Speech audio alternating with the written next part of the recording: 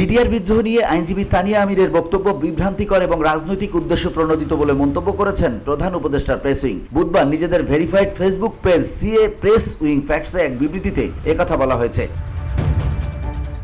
প্রধান উপদেষ্টার press wing বিবৃতিতে জানিয়েছে, 2009 সালের বিডিআর বিদ্রোহ নিয়ে আইনজীবী তানিয়া আমিরের সামাজিক যোগাযোগ মাধ্যমে দেয়া মন্তব্যে তার নিজস্ব রাজনৈতিক এজেন্ডা প্রতিফলিত হয়েছে। তার বক্তব্যে ক্ষমতাচ্যুত আওয়ামী সরকারের প্রতি তার পক্ষপাতিত্ব স্পষ্ট, যা মূলত একটি নির্দিষ্ট রাজনৈতিক অবস্থান থেকে প্রভাবিত।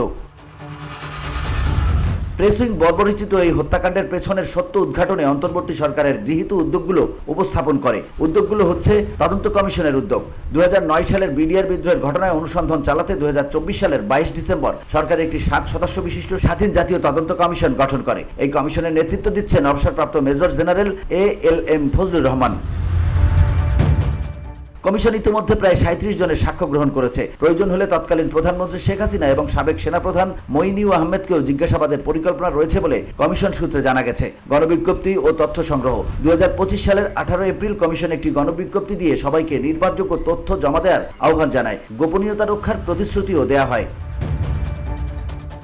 আইনি প্রক্রিয়া। জানুয়ারি 2025-এ বিদ্রোহ সংশ্লিষ্ট মামলায় কয়েকশো সাবেক বিডিআর সদস্য জামিনে মুক্তি পান। তবে নিহত সেনা কর্মকর্তাদের পরিবার জামিনের বিরোধিতা করে এবং ন্যায় বিচারের দাবি তোলে। নিহতদের সম্মান। সরকার 25 ফেব্রুয়ারিকে জাতীয় শহীদ সেনা দিবস ঘোষণা করে এবং পিলখানায় নিহত 57 সেনা কর্মকর্তাকে শহীদ মর্যাদা দেয়। বসুন্ধরা, উত্তরা, বনশ্রী, কুড়িল ও বাড্ডা সহ রাজধানীর বিভিন্ন স্থানে অভিজাত ও অত্যাধুনিক মানের ফ্ল্যাট কেনার এক নির্ভরযোগ্য প্রতিষ্ঠান প্লেজেন্ট প্রপার্টিজ লিমিটেড। তাই আপনার স্বপ্নের আবাসনের জন্য আজই যোগাযোগ করুন। Pleasant properties limited, where destiny matches eventually. Tania আমিরের রাজনৈতিক সংশ্লিষ্টতা। প্রেস উইং এর মতে, তানিয়া আমির এবং তার পরিবার আওয়ামী লীগের সঙ্গে ঐতিহাসিকভাবে যুক্ত। তিনি এবং তার বাবা 2023 সালে আওয়ামী লীগের মনোনয়নও চেয়েছিলেন। তাই জেনেভা প্রেস ক্লাবে দেয়া তার বক্তব্য রাজনৈতিক উদ্দেশ্য প্রণোদিত বলে বিবেচিত হচ্ছে।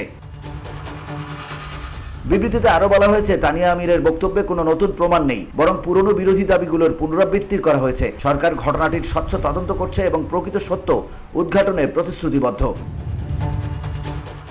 VOD Bangla news desk.